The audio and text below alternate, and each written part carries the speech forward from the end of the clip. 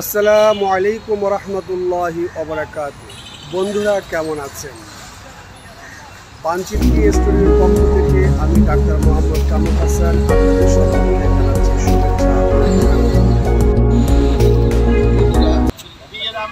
আমরা যেহেতু আজকের পর্বটি করছি চোখের ব্যবহার সম্পর্কিত, তাহলে আমরা চোখের সূক্ষ্ম ব্যবহারের ক্ষেত্রে আমরা মাধ্যম হিসাবে নিয়েছি একটি ক্যামেরাকে। আর এই ক্যামেরার মাধ্যমকে এই জন্য নিয়েছি যে আমাদের যে সূর্যের আলোক রশ্মি ছড়িয়ে আছে, এই যে বিভিন্ন রঙের যে বর্ণ ব্যাপকতা রয়েছে, সে বর্ণ ব্যাপকতা বোঝার জন্য আমরা ফটোগ্রাফি করতে গেলে আমাদের ক্যামেরার প্রয়োজন আছে। ক্যামেরার বিভিন্ন রকমের টাইপস আছে। তো সেই ক্ষেত্রে আজকে আমরা যেহেতু ডিএসএলআর ক্যামেরাটা নিয়ে গত পর্বে কথা বলেছিলাম, আজকে এর একটি প্র্যাকটিক্যাল ব্যবহার দেখাচ্ছি।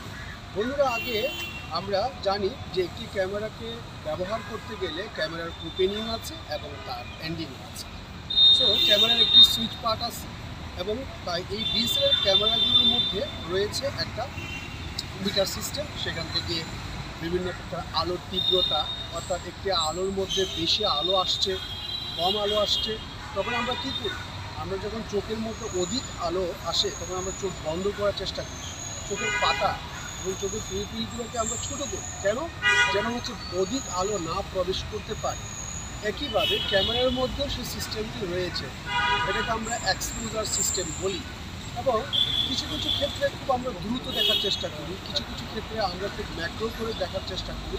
ক্যামেরার মধ্যে এই বিষয়গুলো রয়েছে। চলুন বন্ধুরা, আজকে কয়েকটা প্র্যাকটিক্যাল ছবি নিয়ে কথা বলবো।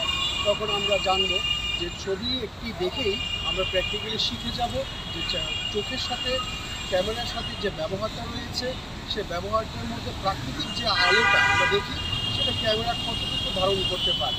চলুন বন্ধুরা, শুরু করি।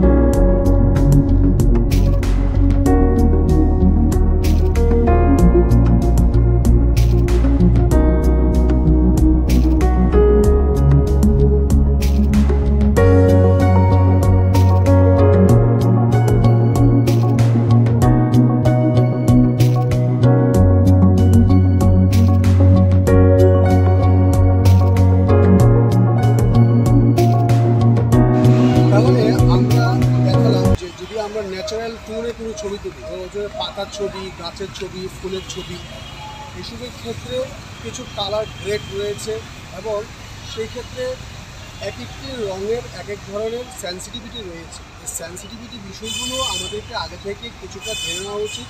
আর যারা সব মাল্টি কালার থাকে তখন চোখ তো সকল ধরনের মাল্টি কালারকে ক্যাপচার করতে পারে, কিন্তু ক্যামেরা দিয়ে যখন আমরা এই ক্যাপচারিংটা করতে যাব, এটা কিন্তু কত সহজে হয় না।